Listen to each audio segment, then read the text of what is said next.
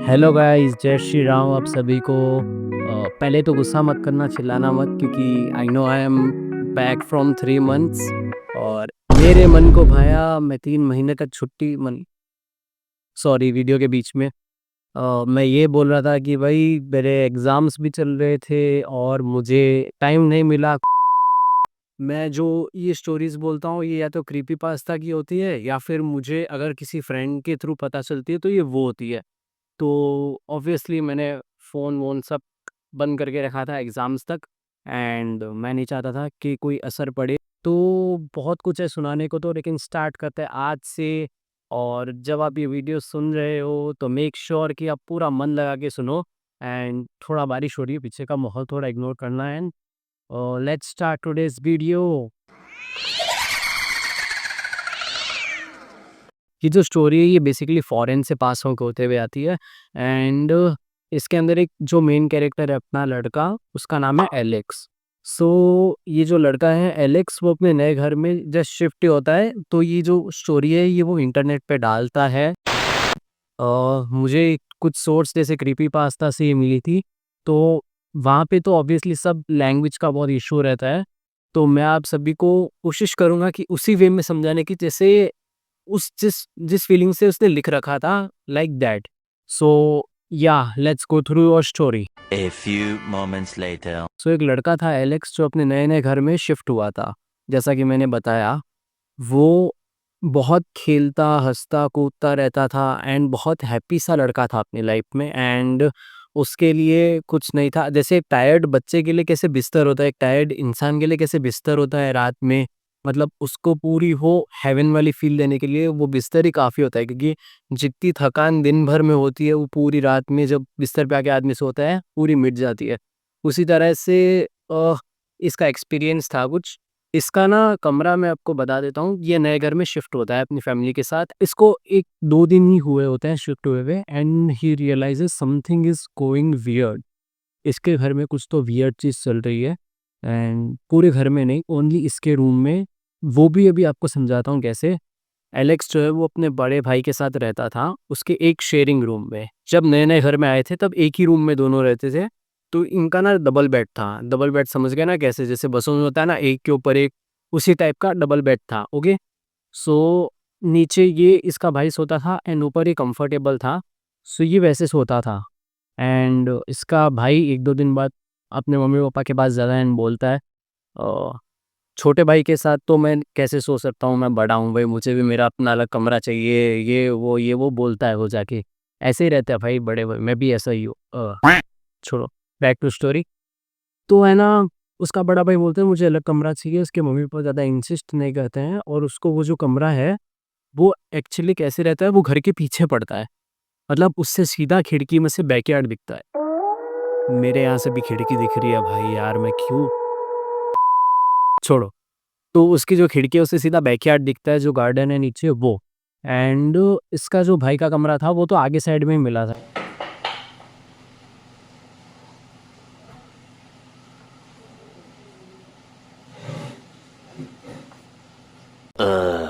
पता नहीं कुछ बाहर से कुछ बल्ब वगैरह गिरा था, इग्नोर। सो क्या हुआ, ये जो लड़का है एलेक्स, जैसे कि मैंने बताया, इसको पीछे वाला जो इसका कमरा था वो इसके भाई को नया कमरा दे दिया, इसको नहीं दिया। ये छोटा भाई था ना, तो इसको अलग कमरा देना भी बहुत बड़ी बात लग रही थी इसके पेरेंट्स को। सो कमरा दे दिया इसको पीछे वाला, इसके भाई को आगे वाला। जैसे मैंने बताया ना, बालकनी वाला बड़ा जो रूम रहता है बड़े भाई का।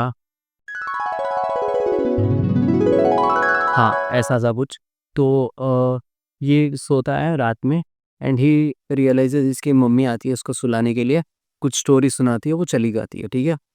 तो जैसे कि इसकी मम्मी ने जो स्टोरी सुनाई वो चली गई भई स्टोरी सुना के, उसका डेली उसकी मम्मी का डेली का काम था। और डेली का रूटीन था, बेसिक था एकदम। पहले तो अपने भाई के साथ सोता था, इतना कुछ रियलाइज़ करता नहीं था। अब ये सोता है एंड पता नहीं फॉर सम रीज़न इसको नींद नहीं आती है। जो ये ऊपर, ये अभी भी नीचे नहीं सो रहा, ये अकेला है सोने वाला, फिर भी ये ऊपर सोएगा क्योंकि इसको वही है, पूरी महाराजा वाली फ़ील लेनी है। तो ये वही करता है, ऊपर सोता है, मतलब डबल बेड के ऊपर वाले बेड पे सोता है। और इसका जो बॉटम बेड रहता है, मतलब नीचे वाला, उसपे इसको एक ब्लू कलर की बेडशीट लगी हुई है। एंड कुछ तो हलचल दिख रही है ऐसे, जैसे कि कुछ मूव कर रहा है इसकी जो बेडशीट है उसपे। और ये घबरा जाता है स्टार्टिंग में, क्या कैसे चल रहा है, क्या चल रहा है, इसको समझ नहीं आता ये क्या हो रहा है इसके साथ। एंड फिर ये थोड़ी देर में फिर नीचे झाँकने मतलब ये कोशिश करना है इग्नोर करके सो जाओ, ठीक है? क्योंकि ऐसा ही होता है, हम बच्चों को जब ऐसे डर लगता है ना, वो चद्दर ओढ़ के बस सो जाते हैं, उनको नहीं देखना इधर-उधर, भूत से नहीं मिलना उनको। सो ये कोशिश करता है मैं नींद ले लूँ, बट अगेन इसको नींद नहीं आती है, ये थोड़ी देर में फिर उठ के देखता है, अगेन इसको कुछ हलचल लग रही है नीचे, ये कुछ बोलता नहीं है बिकॉज़ इसको पता है ये घर इसके पापा को बहुत सस्ते में मिल गया एंड इसको यहाँ पे बस शिफ्ट करना था। घर भी बहुत अच्छा था बट फॉर सम रीज़न बहुत सस्ते में मिल गया। और इसकी जो मम्मी रहती है सुबह इसको उठाने के लिए आती है, स्कूल या समथिंग के लिए एंड ये स्कूल के लिए चले जाता है। बट इसकी जो अगली रात जब ये सोता है ना, तो फॉर सम रीज़न इसकी नज़र सीधा वो डबल बेड के ऊपर वाले बेड से सीधा खिड़की की ओर पड़ती है एंड वो बैकयार्ड में कुछ तो उसको हलचल दिखती है या फिर ऐसा कुछ चलता रहता है बार-बार। और वो उसके लिए ये जो ऑरा है बहुत ख़राब हो गया था बेसिकली। उसको बहुत अलग सी नेगेटिव वाइब्स आने लग गई थी उस घर से एंड उसको और रहना नहीं था इसमें। बट वो अपने पापा को भी क्या ही बोले because as we know middle class तो अब ऐसा होता है कि पहले जेब दिख जाती है आदमी को, है ना?